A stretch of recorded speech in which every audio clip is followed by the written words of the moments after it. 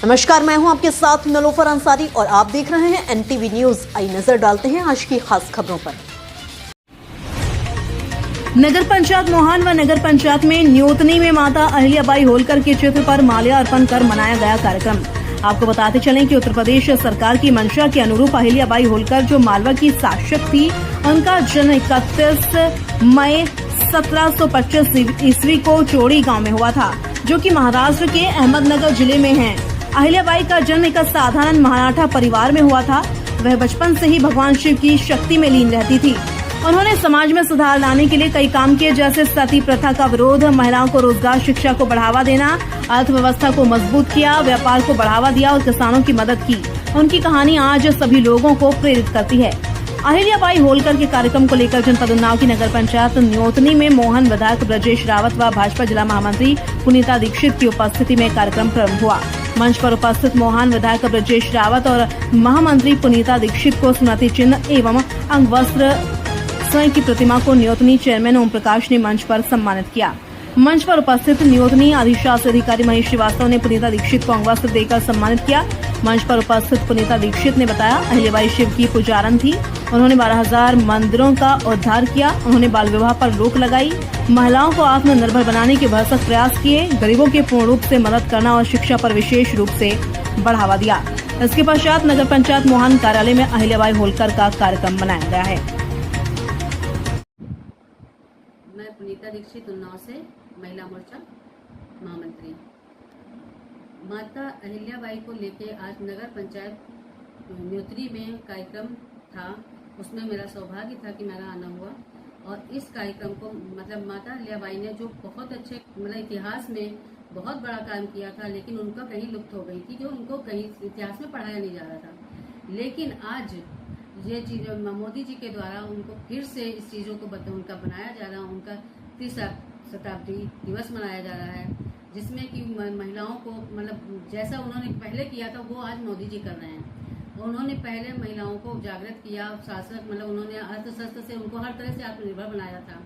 तो जब उन्होंने आत्मनिर्भर बनाया था तो महिलाओं को तब सोच बदल गई थी कि तब ये सोच हो गई थी कि ये चीजें जो है तब ये सोच हो गई थी कि महिलाएं आगे बढ़ें और खुद भी शिक्षित हों, अपने परिवार को भी शिक्षित करें और अपना खुद का जो मतलब जैसे होता है कि कोई कार्यक्रम हो रहा है, कहीं पे जाते हैं तो इस तरह के छोटे छोटे कार्यक्रम इसीलिए लिया जाता है क्योंकि जैसे माता अहिल्याबाई कौन है, ये होलकर जी, इनको कोई नहीं जानता, मतलब बच्चों को कहीं शिक्षा नहीं मिली। लेकिन अब आज के इसमें इतने कार्यक्रम हुए, नगर में, मंडल में, पंचायत में सब कराए जा रहे हैं, जिससे कि ये हो रहा है कि ये सब चीजें की जानकारी हम सभी लोगों तक पहुंच रही है। और उन्होंने जब उतना काम किया था कि जब ये जो आपके धर्मशाले हैं, ये मंदिर है, मंदिरों के उन्होंने सोचिए 12,000 मंदिर है अपने यहाँ जिनका उन्होंने जीर्णोद्धार किया था। मंदिरों में उन्होंने जो निर्माण किया तो वो शिव की बहुत बड़ी भक्त थी, इतनी बड़ी मतलब सब थी कि सब मंदिरों का निर्माण उन्होंने कराया। उसके बाद कराने के बाद जब वो कोई जैसे होता ना कोई अपना साइन करता तो अपना नाम लिखता, उस जगह भी वो शिव का ही नाम डालती थी। तो ये सब चीजें बहुत बड़ी उनकी वो सौगात थी उनकी हम लोग को मिली। और उसके बाद इन्होंने अपने साथ महिलाओं को इतना शिक्षित किया, उनको अस्त्र सब सिखाया था कि अगर कोई पड़ोसी राज्य अगर कोई हमला करता भी है तो महिलाएं निकल के उसको मतलब लड़ सकती हैं। और इसी तरह वो जो है मैं चाहती थी कि हमेशा महिलाएं आगे बढ़ें, वही काम आज मोदी जी कर रहे हैं। और मोदी जी महिलाओं को शिक्षित भी कर रहे हैं, उनको जानकारी दे रहे हैं, क्योंकि महिलाएं जब बाहर निकलती तो बहुत सारा परिवेश बदलता है उनका, तो वो अपने परिवार को भी शिक्षित करती हैं और बाहर निकलने पर उनको बहुत सारी जानकारियां। कार्यक्रम का मुख्य उद्देश्य रहा महिलाओं का अभी तक जो शोषण होता है, महिलाओं का शोषण होता है। महिलाओं का शोषण क्या मतलब ये होता है कि महिला जब बाहर निकलती नहीं तो उनको जानकारी नहीं होती किसी चीज की। तो बाहर निकलने का मतलब होता है कि वो थोड़ा सा निकली है तो कुछ जानकारी लाएंगी, कुछ पढ़ेंगी। और महिलाएं पढ़ते पहले भी थे, पैसा नहीं कि महिलाओं को पढ़ाया नहीं जा रहा है, लेकिन पढ़ाते भी थे। उसके बाद उनकी शिक्षा का कोई उद्देश्य नहीं था, क्योंकि उनका उसी जगह पे वो जाकर उनकी शिक्षा खत्म हो जाती थी। आज ये हो रहा है कि उनकी शिक्षा को लेकर लोग समझ रहे हैं और वो भी अपनी शिक्षा से परिवार को अच्छे से संभाल रही हैं। तो अब पहले से ज्यादा महिलाओं के शिक्षित होने से, महिलाओं को जानकारी मिलने से ये हो रहा है कि परिवार भी शिक्षित हो रहा है और परिवार में जो है क्या कहते हैं कि आपके बच्चे भी शिक्षित हो रहे हैं, परिवार भी खुशहाल हो रहा है, क्योंकि उससे सोच विकसित हो रही है।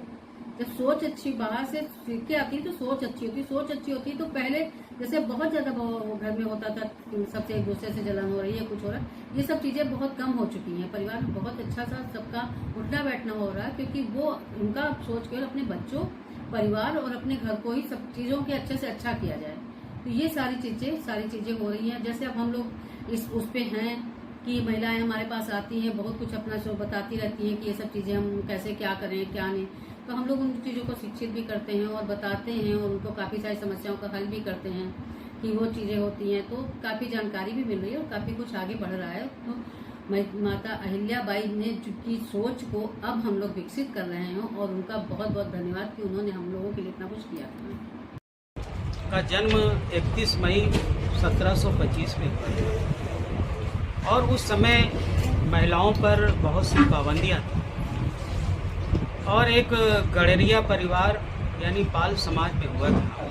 पाल समाज के लोग भी नहीं जानते थे कि हमारे समाज में ऐसी विदुषी, ऐसी विद्वान बेटी का जन्म हुआ है जिसने पूरे भारत में काम किया। अपने राज का विस्तार तो किया, लेकिन ऐसे धार्मिक जो हमारे 4 धाम हैं, 4 शंकराचार्य हैं, उनके आश्रमों का, द्वारिकापुरी, केदारनाथ, ऐसे वाराणसी विश्वनाथ मंदिर, काशी के माँ गंगा के पावन घाटों का भी निर्माण, ऐसे धार्मिक धर्मशालाओं का, ऐसे पानी पीने के लिए कुओं का, रास्तों का, मार्गों का, अनेक ऐसे सामाजिक काम किए।